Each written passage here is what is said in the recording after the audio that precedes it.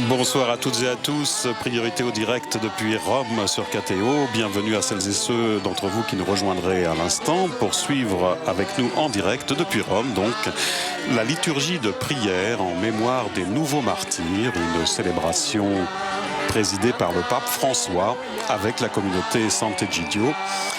Et une célébration qui aura lieu dans la basilique Saint-Barthélemy en Lille. Rappelons que cette basilique Saint-Barthélemy est spécialement dédiée à la mémoire des nouveaux martyrs depuis octobre 2002. Voilà, le pape vient d'arriver il y a quelques minutes sur cette place de la basilique Saint-Barthélemy en Lille. Il s'agit de l'île de Tibrine, l'île du Tibre, comme son nom l'indique, située donc en plein cœur de Rome.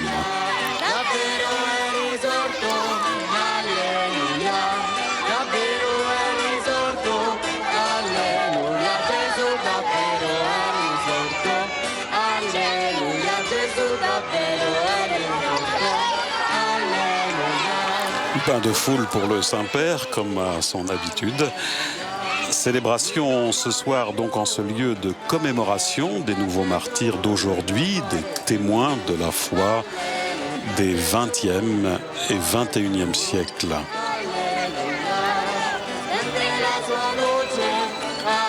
Un mot sur le déroulement de la liturgie de ce soir. La célébration après l'entrée du Saint-Père dans la basilique débutera par le salut liturgique naturellement, suivi d'un mot d'accueil du fondateur de la communauté Sant'Egidio, Andrea Riccardi. Ensuite, il y aura la liturgie de la parole avec plusieurs passages du livre de l'Apocalypse selon Saint Jean, des passages de la lecture biblique alternés avec des témoignages. Et puis après la proclamation de l'Évangile, le Saint-Père donnera l'homélie avant d'aller se recueillir devant les autels des chapelles latérales de la basilique, des chapelles qui contiennent les reliques de différents martyrs.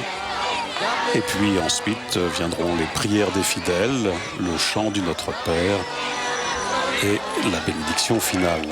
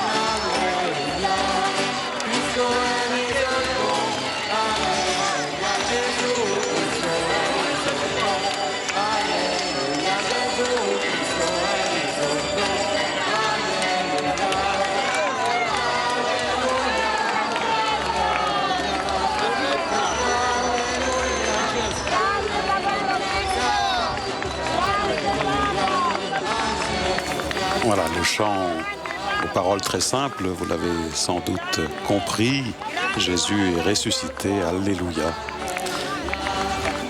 Rappelons que la communauté Sant'Egidio est un mouvement laïque né à la fin des années 1960 à Rome, à l'instigation d'Andrea Riccardi, donc son fondateur, alors jeune étudiant entouré de plusieurs compagnons. Et la communauté de Sant'Egidio revendique aujourd'hui quelques 50 000 membres investis dans l'évangélisation et dans la charité, et cela dans plus de 70 pays à travers le monde. Cette communauté italienne, désormais active donc dans le monde entier, est surnommée l'ONU du Trastevere, c'est-à-dire du nom du quartier romain où elle est née en 1968. Elle est également très impliquée dans le dialogue interreligieux et dans la résolution de conflits.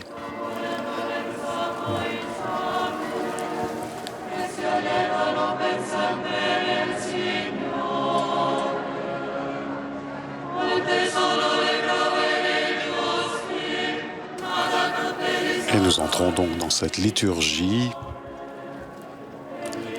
avec l'entrée du pape dans la basilique Saint-Barthélemy et le chant de l'hymne des martyrs. Exultent dans le ciel les saints martyrs qui ont suivi les traces du Christ. Pour son amour, ils ont répandu leur sang et se réjouissent pour toujours dans le Seigneur.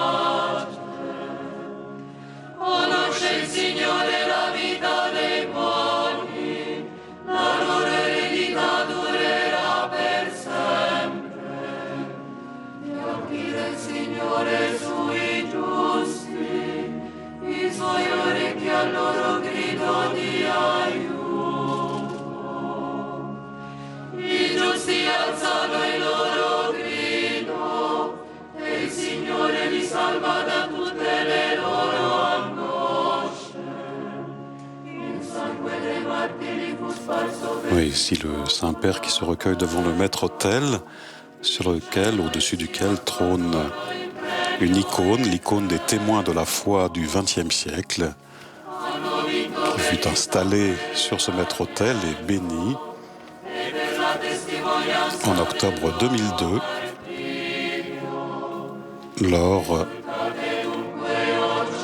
de la cérémonie de dédicace de cette basilique dédiée aux nouveaux martyrs.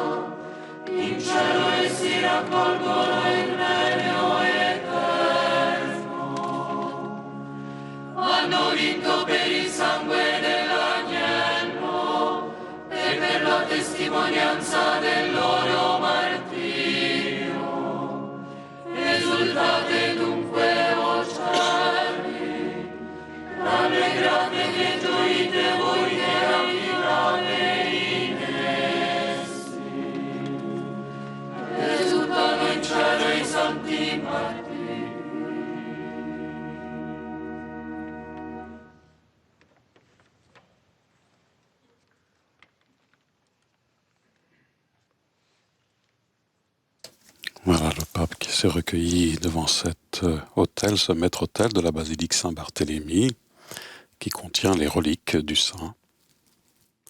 Et cette icône, donc, des nouveaux martyrs,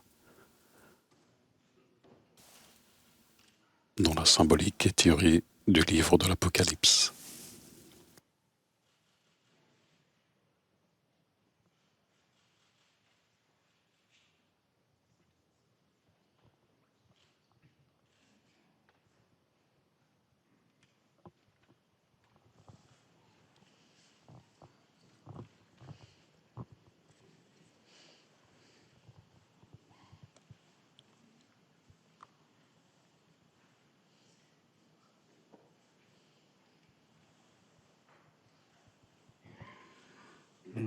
Padre, del Figlio e dello Spirito Santo. La grazia del Signore nostro Gesù Cristo, l'amore di Dio Padre e la comunione dello Spirito Santo sia con tutti voi.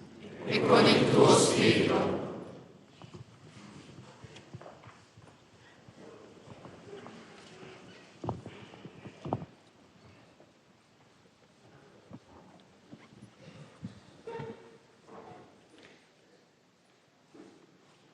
Padre Santo, Saint-Père, merci de venir comme pèlerin au sanctuaire de nouveaux martyrs. La rencontre avec vous nous ramène toujours à l'évangile des pauvres. Je me souviens qu'à Sainte Marie à Trastevere, vous avez parlé de 3 P, la prière, les pauvres et la paix.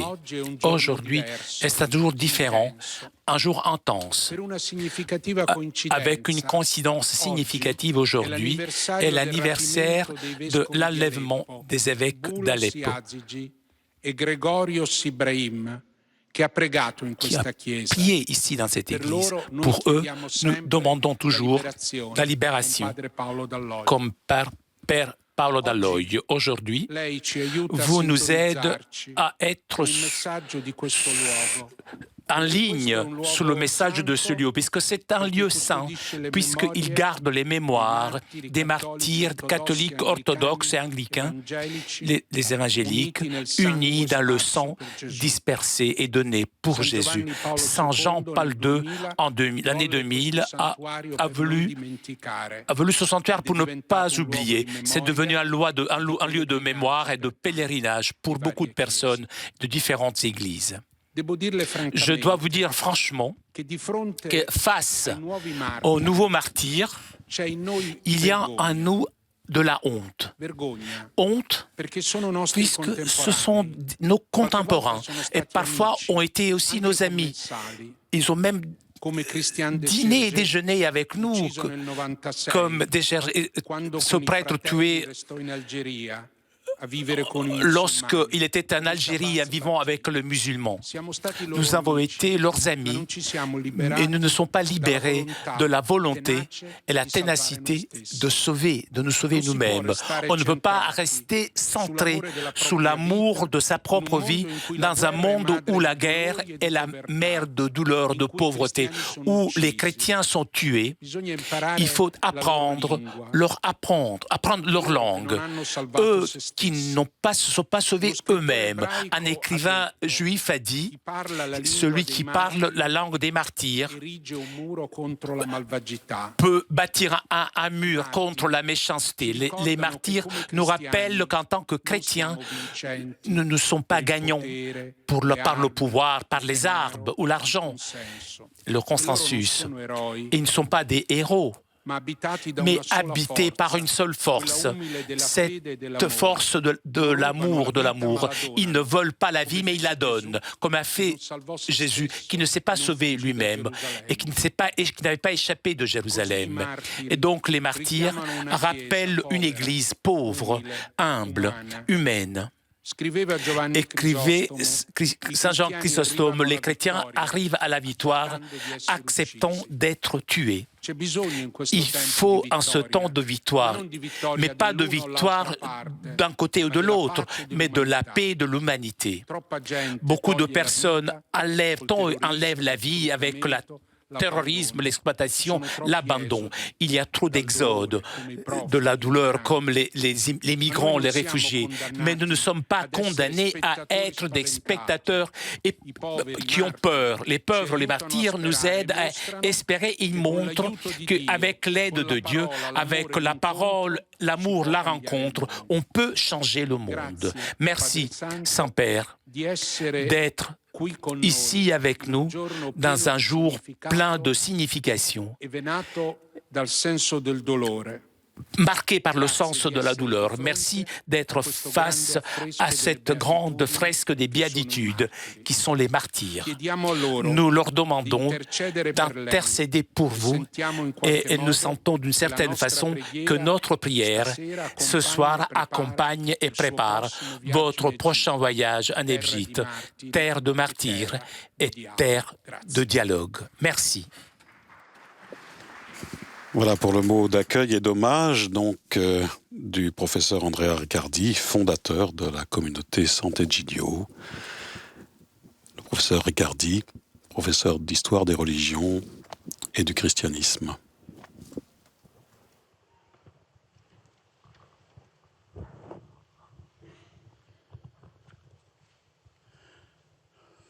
Fratelli e sorelle, la parole de Dieu a soutenu et illuminé nos frères dans l'épreuve. Accueillons-la comme un don précieux, afin que ce soit une lumière pour nos pas et ouvre l'humanité à l'espérance.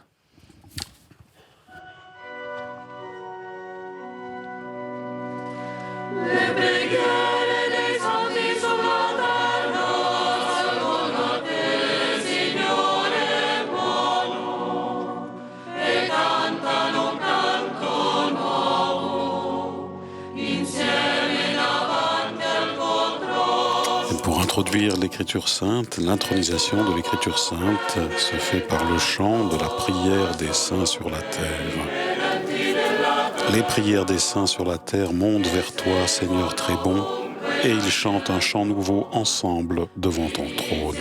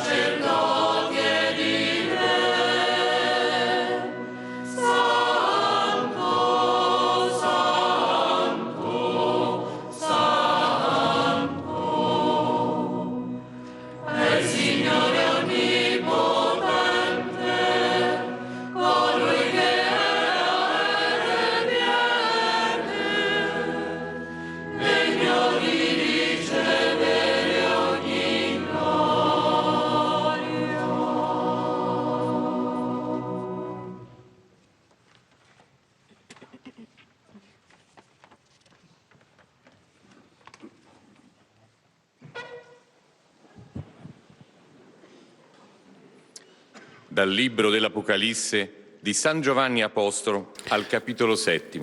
De l'Apocalypse de Saint Jean au chapitre 7. Après cela, j'ai vu, et voici une foule immense que nul ne pouvait dénombrer, une foule de toutes nations, tribus, peuples et langues. Ils se tenaient debout devant le trône et devant l'agneau, vêtus de robes blanches, avec des palmes à la main.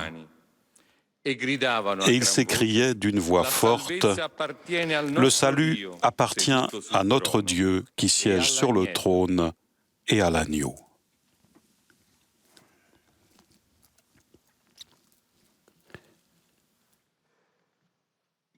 Et nous devrions écouter à présent donc un premier témoignage.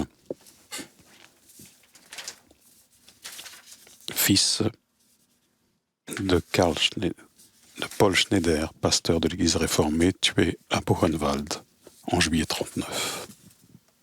Heiliger Vater, liebe Gemeinschaft San Egidio, liebe christliche Gemeinde, ich bedanke mich ganz herzlich. Saint-Père, chère communauté de Saint-Égide, chère communauté chrétienne, je voudrais remercier de tout cœur pour le grand honneur que vous faites aujourd'hui à mon père Paul Schneider et que moi et ma fille, nous pouvons être ici. Mon père a été tué en 1939 dans le camp de concentration de Buchenwald, puisque pour lui, les objectifs du national-socialisme étaient inconciliables avec les paroles de la Bible. L'Église a la tâche de veiller sur l'État. Avec cette conviction, mon père s'est opposé avec force à toute tentative d'influencer politiquement l'Église. Il s'est engagé afin que le peuple allemand gardât une orientation chrétienne dans l'État et dans la société. Nous tous, même aujourd'hui, nous faisons trop de compromis, mais mon père est resté fidèle uniquement au Seigneur et à la foi. Il a été un pasteur et un guide spirituel, même dans le camp. Jusqu'à la fin, à chaque fois qu'il était possible, malgré les tortures et les souffrances, il a crié avec courage depuis sa cellule du bunker les mots de consolation et d'espérance de la Bible aux autres prisonniers. Pour cela, il est appelé aussi le prédicateur de Buchenwald. Et il ne nous a pas oubliés, nous, sa famille. Dans une lettre depuis le camp de concentration gardée dans cette église, mon père affirmait avec force que sa foi dans la victoire pascale de la vie. Et il écrit de savoir que même ma mère, moi, mes frères et mes sœurs, nous sommes sous la protection de Dieu.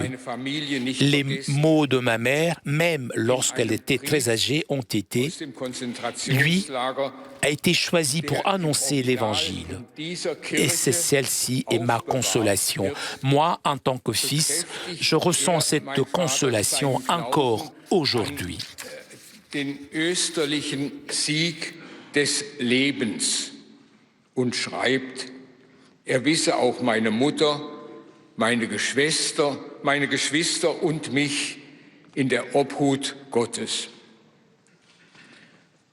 Die Worte meiner Mutter waren bis ins hohe Alter. Er war dazu ausersehen, das Evangelium zu verkünden.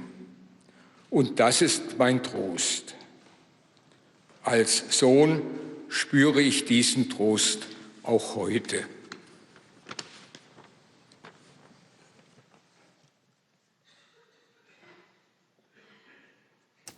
Voilà donc pour ce premier témoignage, celui donc de M. Karl Schneider, fils de Paul Schneider, pasteur de l'Église réformée, assassiné donc dans le camp de Buchenwald en juillet 1939.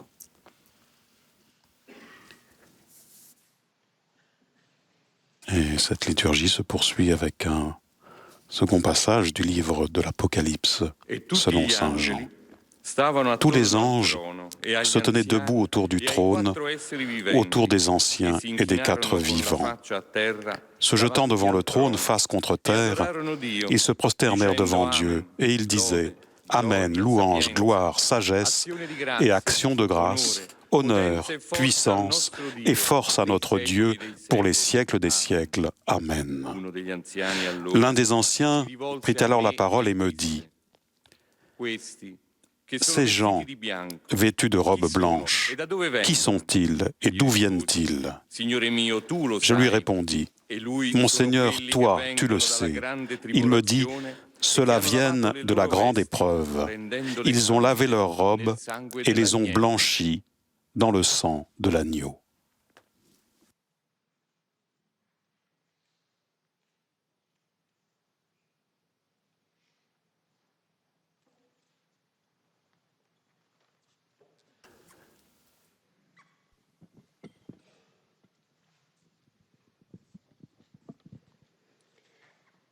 Très Saint-Père, le 26 juillet dernier, mon frère Jacques Hamel a été assassiné à la fin de la messe qu'il venait de célébrer à Saint-Étienne-du-Rouvray, en Normandie. Jacques avait 85 ans quand deux jeunes radicalisés par un discours de haine ont pensé faire un acte héroïque en passant à la violence meurtrière. À son âge, Jacques était fragile, mais il était fort de sa foi dans le Christ, fort de son amour pour l'Évangile et pour les gens, quels qu'ils soient, et j'en suis certaine, aussi pour ces assassins. Comme votre sainteté l'a dit dans son homélie en mémoire de Jacques, Dans ce moment difficile, il n'a pas perdu la lucidité quand, de l'autel, il a accusé le vrai auteur de la persécution. Va-t'en, Satan. En effet, tuer au nom de Dieu est toujours satanique. Sa mort est en ligne avec sa vie de prêtre, qui était une vie donnée, une vie offerte au Seigneur. Quand il a dit oui au moment de son ordination, une vie au service de l'Évangile, une vie donnée pour l'Église et pour les gens, notamment pour les plus démunis, qu'il a servi toujours dans la périphérie de Rouen. Il y a un paradoxe. Lui qui n'a jamais voulu être au centre, il a livré un témoignage pour le monde entier, dont nous ne mesurons pas encore tout à fait l'ampleur. Nous l'avons vécu dans la réaction de tous ces chrétiens qui n'ont pas prêché la violence ou la haine, mais l'amour et le pardon. Nous l'avons vu dans la solidarité des musulmans qui ont voulu visiter les assemblées dominicales après sa mort. Nous l'avons vu aussi en France, qui a montré son unité autour de la tendresse de ce prêtre. Pour nous, la famille, évidemment, la douleur et le vide restent. Mais c'est un grand réconfort de voir combien de nouvelles rencontres, combien de solidarité et d'amour sont engendrées par le témoignage de Jacques. Comme il l'avait écrit, notre vocation est de participer à la construction d'une nouvelle fraternité dans un contexte mondial nouveau. Oui, Jacques, mon frère, par sa vie, a voulu vivre en frère avec tous les gens qui lui étaient confiés. Par sa mort, il est devenu un frère universel. En septembre dernier, nous avons accompagné le bréviaire de Jacques, qui depuis lors est conservé dans cette basilique. Et de cela, nous sommes profondément reconnaissants pour la mémoire des témoins de la foi qui est gardée et pour la solidarité. Puisse le sacrifice de Jacques porter des fruits pour que les hommes et les femmes de notre temps puissent trouver la voie du vivre ensemble et de la paix. Second témoignage donc avec celui de Roselyne, sœur du père Jacques Hamel, assassinée à Rouen.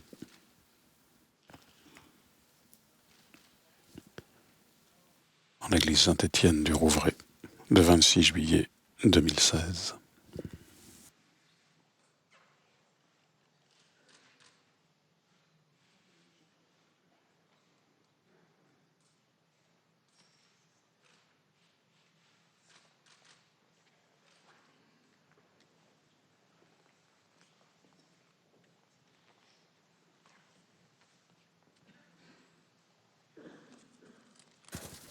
Dernier passage de l'Apocalypse.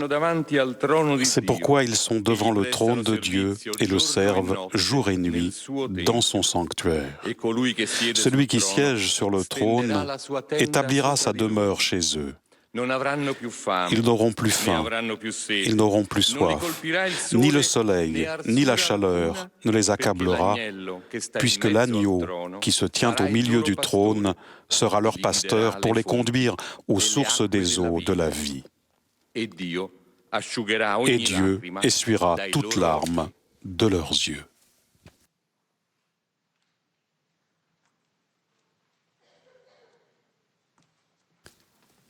Et nous écoutons le troisième et dernier témoignage, celui de M. Francisco Hernandez. Je m'appelle Francisco Guevara, je viens de El Salvador, de l'Amérique centrale. C'est sûr, l'amour et l'amitié ouvrent le cœur. William, aussi mon ami fraternel, avait le cœur grand ouvert à l'espérance. Et c'était sa force. Il aimait la vie. Et de façon amicale, il a attiré vers lui beaucoup de jeunes et enfants à l'école de la paix. Il a été tué le 28 septembre 2009. Quelle était sa faute? Rêver d'un monde de paix. William n'a jamais renoncé à enseigner à la paix. Même son engagement a brisé la chaîne de la violence. Il disait « Le monde est plein de violence. Pour cela, nous devons travailler pour la paix en commençant des enfants. Nous devons avoir le courage d'être des maîtres. Puisqu'un pays qui n'a pas école, qui n'a pas de maître, est un pays sans avenir et sans espérance. Les écoles de la paix sont des sanctuaires qui place une barrière à la violence et à la pauvreté. La sécurité ne s'obtient pas seulement avec la fermeté, mais aussi avec l'amour. Il parlait à tous de son rêve. Nous avons l'âme, l'intelligence et la force pour nous mettre au travail. Et la prière nous soutiendra. Il l'étonnait.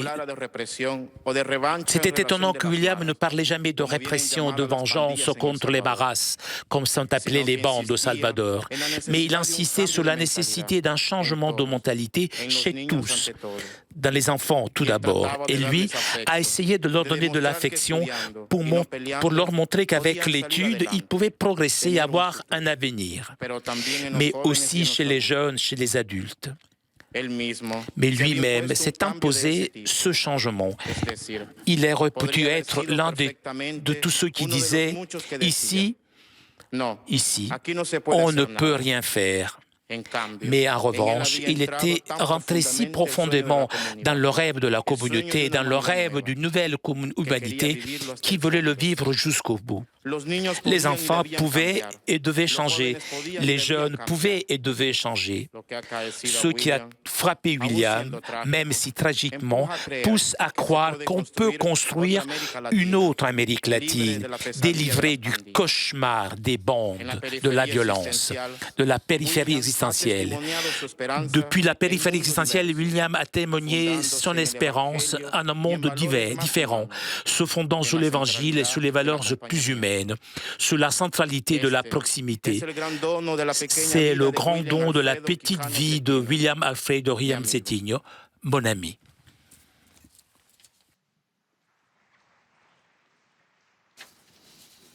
Voilà donc pour le troisième et dernier témoignage. Monsieur Francisco Hernandez, ami de William Quirano, tué au Salvador le soir du 28 septembre 2009.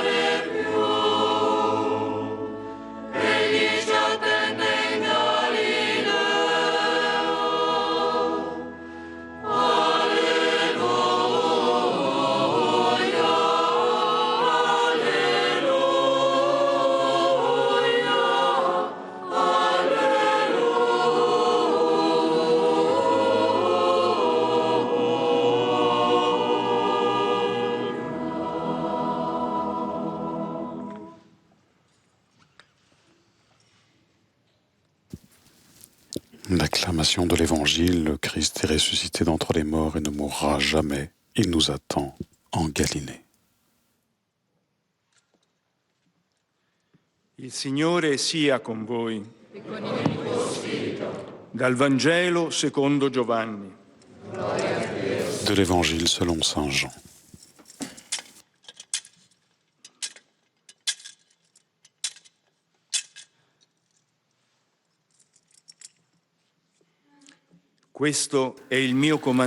Mon commandement, le voici.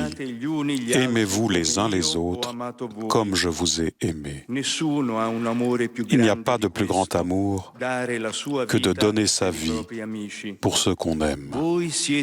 Vous êtes mes amis si vous faites ce que je vous commande. Je ne vous appelle plus serviteur, car le serviteur ne sait pas ce que fait son maître.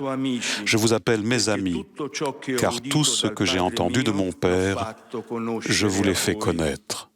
Ce n'est pas vous qui m'avez choisi, c'est moi qui vous ai choisi et établi afin que vous alliez, que vous portiez du fruit et que votre fruit demeure. Alors tout ce que vous demanderez au Père en mon nom, il vous le donnera. Voici ce que je vous commande, c'est de vous aimer les uns les autres. Si le monde a de la haine contre vous, sachez qu'il en a eu d'abord contre moi. Si vous apparteniez au monde, le monde aimerait ce qui est à lui. Mais vous n'appartenez pas au monde, puisque je vous ai choisi en vous prenant dans le monde. Voilà pourquoi le monde a de la haine contre vous. Alléluia,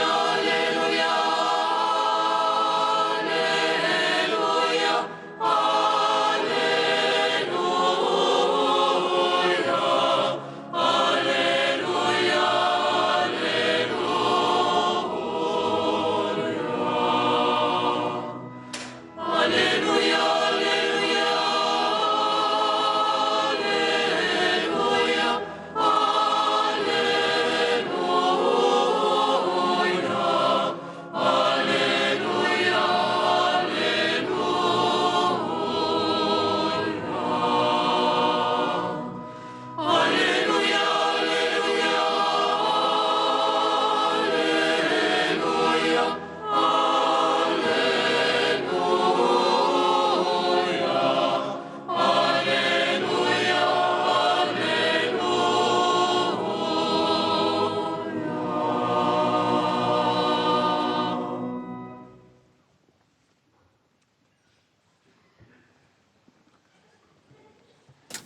Et nous écoutons à présent l'homélie du Saint-Père en cette basilique Saint-Barthélemy en Lille, à l'occasion de cette liturgie pour les nouveaux martyrs.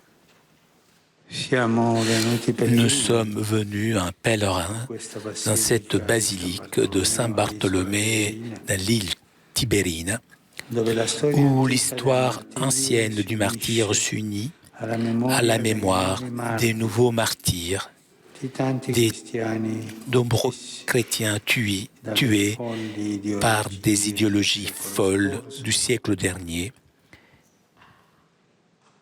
et aujourd'hui aussi, et tués seulement puisqu'ils étaient des disciples de Jésus. Le souvenir de ces héros, témoins anciens et récents, nous confirme de la conscience que l'Église est Église, si elle est Église de martyrs. Et les martyrs, ce sont ceux qui, comme nous a rappelé le livre de l'Apocalypse, ils viennent de la grande épreuve. Ils ont lavé leurs vêtements et les ont purifiés dans le sang de l'agneau. Ils ont eu la grâce de confesser Jésus jusqu'au bout, jusqu'à la mort. Ils souffrent, ils donnent leur vie. Et nous recevons la bénédiction de Dieu grâce à leur témoignage. Et il y a aussi tant de martyrs cachés, ces hommes et ces femmes fidèles à la force de l'amour, à la voix du Saint-Esprit, qui dans la vie de chaque jour essaye d'aider les frères e di amare et Dio d'aimer senza Dieu riserva. sans réserve. Se guardiamo Si bene l'on regarde avec la causa attention, di ogni persecuzione la cause de toute persécution è est l'odio. la haine. L'odio La del haine principe du di questo prince mondo de ce monde verso quanti vers sono stati tous ceux qui ont salvati été sauvés redenti et da Gesù rachetés par con Jésus la sua morte avec e sa mort et sa résurrection. Nel brano del Dans le Vangelo texte de l'Évangile che que abbiamo nous ascoltato, avons écouté, Jésus Jésus usa una parola utilise forte e un mot spaventosa. fort, La un parola mot odio. terrifiant, le mot haine. Lui qui est maître de l'amour, lui qui aimait tellement parler d'amour, eh bien, il parle de haine. Mais lui, il voulait toujours appeler les choses par leur nom. Il nous disait, n'ayez pas peur. Si le monde a de la haine contre vous, sachez qu'il en a eu d'abord contre moi. Jésus nous a choisis.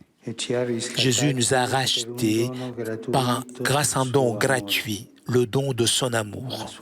Avec sa mort et sa résurrection, il nous a rachetés du pouvoir du monde, du pouvoir du diable, du pouvoir du prince de ce monde. Et l'origine de la haine est celle-ci. Puisque nous avons été sauvés par Jésus, et le prince du monde, cela, il ne le veut pas. Il nous hait et suscite la persécution qui, depuis les temps de Jésus et de l'Église naissante, continue jusqu'à nos jours. Combien de communautés chrétiennes aujourd'hui font l'objet de persécutions? Pourquoi? À cause de la haine de l'esprit du monde. Combien de fois, dans des moments difficiles de l'histoire, on a entendu dire « Aujourd'hui, la patrie a besoin de héros ». Le martyr peut être pensé et vu comme un héros. Mais le trait fondamental du martyr, il a eu la grâce. Il y a la grâce de Dieu, pas le courage. C'est cela qui nous rend martyrs, la grâce de Dieu. Aujourd'hui, de la même façon, on peut se poser la question, de quoi a besoin aujourd'hui l'Église? De témoins, c'est-à-dire des saints de tous les jours. Puisque l'Église, ce sont les saints qui font avancer l'Église. Les saints. Sans eux, l'Église ne peut pas avancer. L'Église a besoin de saints, les saints de tous les jours, les saints de la vie ordinaire, qui font avancer avec cohérence, mais aussi de ceux qui ont le courage d'accepter la grâce, d'être témoins jusqu'au bout, jusqu'à la mort. Eux, ces martyrs sont le sang vivant de l'Église. Ce sont les témoins qui font avancer l'Église. Ceux qui confirment, qui prouvent que Jésus est ressuscité, que Jésus est vivant. Et ils le montrent avec la cohérence de leur vie et avec la force du Saint-Esprit qu'ils ont reçu un don.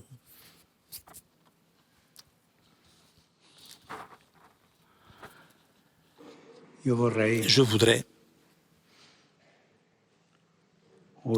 aujourd'hui ajouter un'icona di une più icône en plus in questa chiesa. dans cette église. Una donna, Une femme,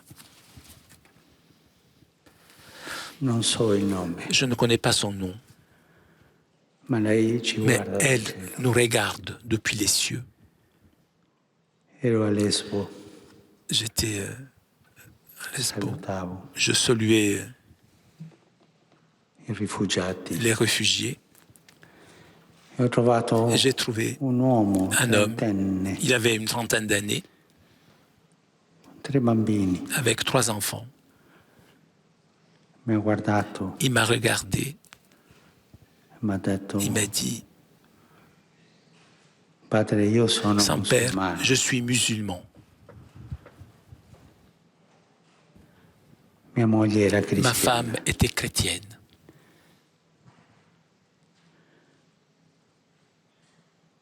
E nel nostro paese Dans notre sono pays, venuti i terroristi, Les terroristes sont arrivés, ci hanno guardato, nous ont regardés, ci hanno chiesto la ils nous ont religione, demandé quelle était notre religion. e hanno visto Ils ont vu que a lei col ma crocifisso. femme avec la croix, E hanno chiesto ils di buttare lui ont demandé de jeter cette croix. lei non l'ha fatto, Elle ne l'a pas fait. l'hanno sgozzata davanti. Elle a été égorgée.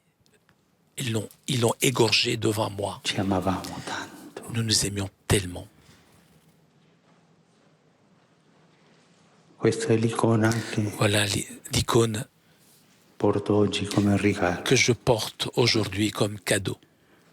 Non so se quell'uomo ancora è Je ne sais adesso, pas si cet homme est encore o è là-bas riuscito ou il a réussi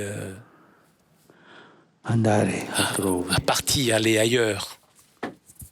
Non so se Je ne sais pas si è stato capace il était capable di uscire de sortir di quel campo di de ce concentramento, camp de concentration, perché puisque i campi les camps di rifugiati des réfugiés, nombreux, di concentramento per la folla di gente sont des camps de concentration, puisqu'il y a trop de monde. sono lasciati lì. Ils sont abandonnés. E i popoli generosi che li Des accolgono peuples anche généreux qui les devono accueillent portare avanti, doivent faire avancer, prendre en charge ce poids, perché gli accordi internazionali puisque les accords internationaux sembrano semblent che siano più importanti être plus dei importants diritti umani. des droits humains.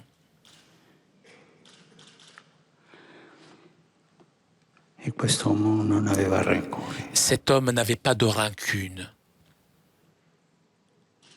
che lui musulmano Lui, musulman, aveva questa avait croce cette croix, del dolore de la portata douleur. avanti senza rancore. Cette croix, il n'avait pas de rancune. Il se réfugiait dans l'amour pour sa femme, dal martirio. qu'il avait eu la grâce du martyre. Ricordare questi testimoni Rappeler della fede ce souvenir de ces témoins de la foi et prier dans ce lieu, è un grande c'est dono. un don immense. È un dono C'est un don per la comunità pour la di communauté de Sant'Egidio, Sant'Egidio, pour l'Église de Rome, pour toutes les communautés chrétiennes de cette ville e per tanti et pellegrini. pour tant de pèlerins. L'eritage L'héritage vif des martyrs dona oggi a donne noi aujourd'hui à nous donne aujourd'hui paix et unité. Les martyrs nous enseignent que, avec la force de l'amour et avec la bonté, on peut lutter contre la violence, les abus, la guerre. Et on peut réaliser avec patience la paix.